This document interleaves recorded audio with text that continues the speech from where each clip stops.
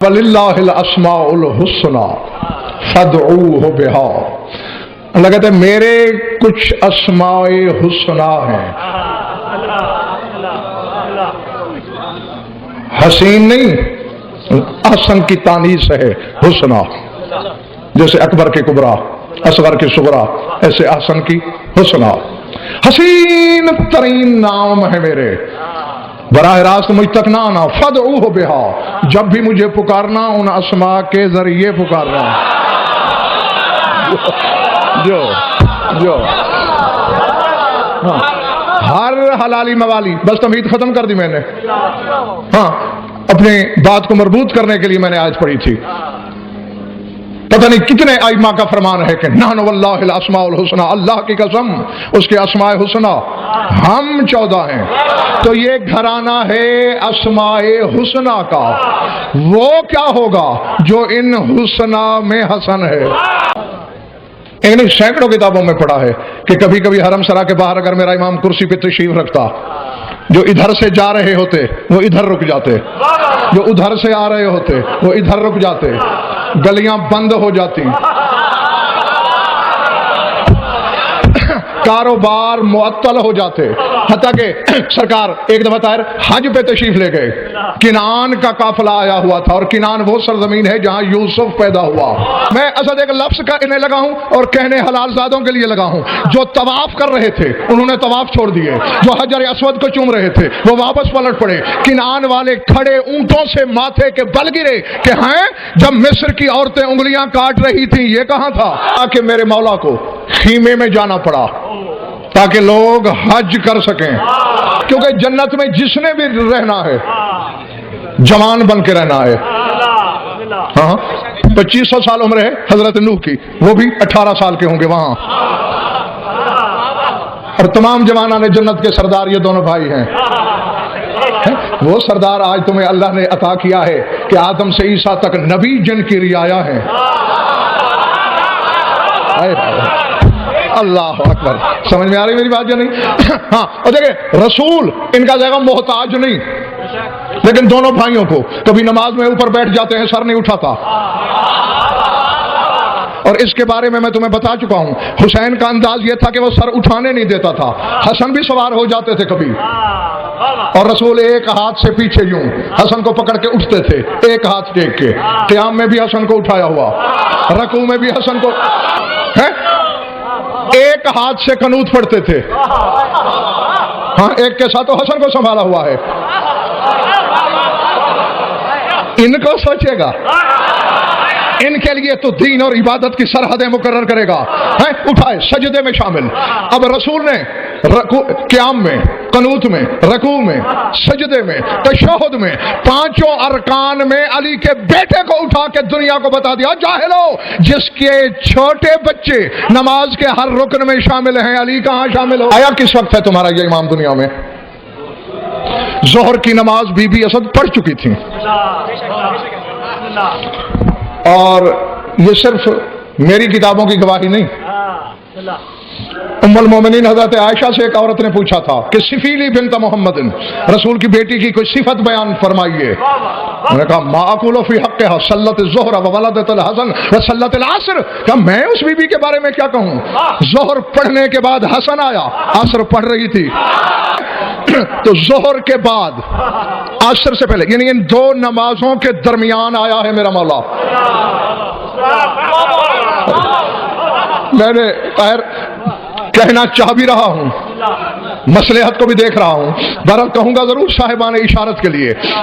जिस मसलक से तुम्हारा ताल्लुक है जाके पूछ के आना कल अपने उलमा से कि पहली वाजिब नमाज कौन सी है। ज़ोहर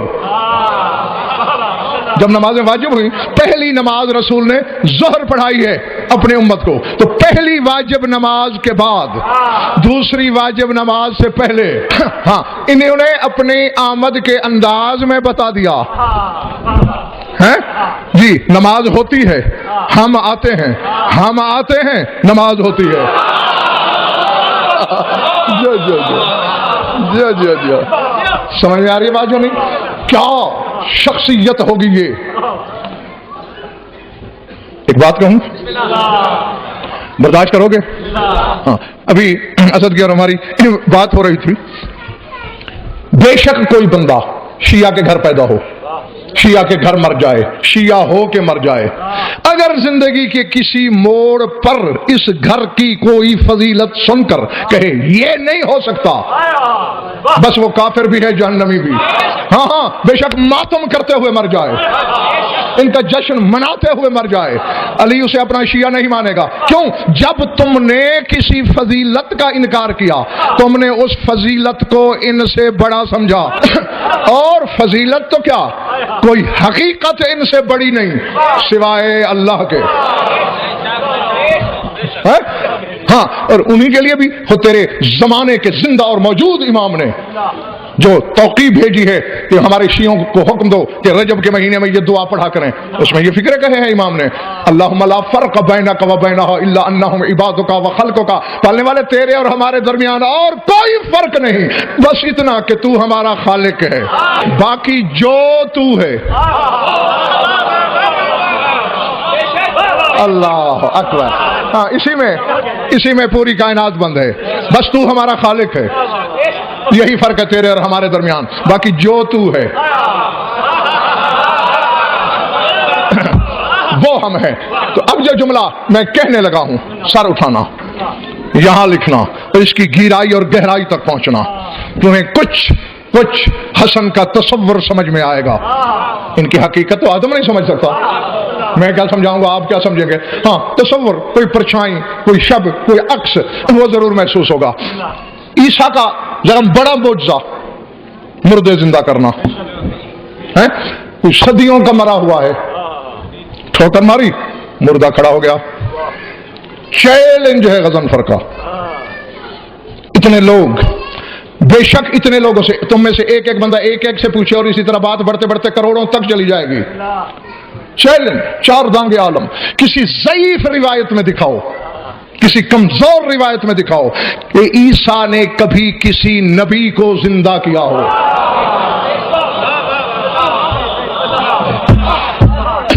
فرق نہیں ملتا، بشر زندہ کرتا رہا ہے عیسیٰ۔ آل محمد کا نمک کھا کے آل محمد پہ غرا لینا آسان ہوئے، لیکن جب عقل سوچتی ہے تو دانتوں پر سینہ بہتا ہے۔ سر اٹھا، میری آنکھوں میں آنکھیں ڈال، میں آل محمد کی بات نہیں کر رہا، میں محمد مصطفیٰ کی بات نہیں کر رہا، میں 14 کی بات نہیں کر رہا، بطول کے دروازے کا خاک روب ہے سلمان نے نبی کو قبر سے اٹھایا، کیونکہ رسول نے حضرت طاہر کہا تھا، سلمان نے پوچھا تھا سرکار میں کب مروں گا، کہا جب تجھ سے مردے بولیں گے۔ مدائن کی گورنری کے دوران بیمار ہوئے، اپنے نوکر زازان سے کہا مجھے پکڑ کے ذرا قبرستان لے چل، لگتا ہے موت آ گئی، ایک قبر پہ گیا، قم باذن اللہ، سفید سر سفید ریش مردہ، مٹی جھاڑتے ہوئے اٹھ کھڑا ہوا، پوچھا سلمان نے کون ہے تو؟ سام بن نوح۔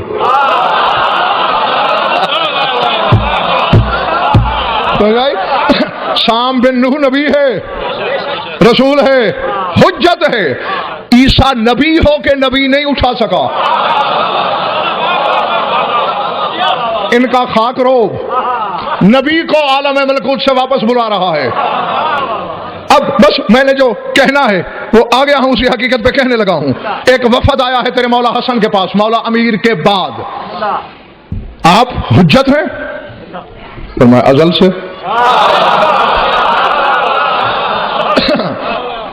آپ ویسے ہی حجت ہیں جیسے آپ کا بابا علی حجت تھا، اور میں ویسے ہی حجت ہوں، کوئی دلیل؟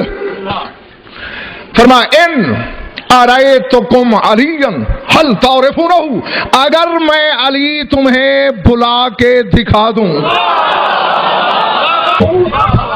حل تعرفونہ، علی کو تو پہچانتے ہو؟ حیران ہو کے کہنے لے علی نے تو دنیا چھوڑ دی، وہ تو عالم ملکوت میں ہے، وہ کیسے دکھاؤ گے؟ فرمایا جو میں نے کہا اس کا جواب دو، پہچان لو گے میرے بابا کو؟ پہچان لیں گے۔ فرمایا ارفعوا الستر، کمرے کا یہ پردہ ہٹاؤ، دیکھا تو سامنے کرسی پہ خیبر شکن بیٹھے ہیں،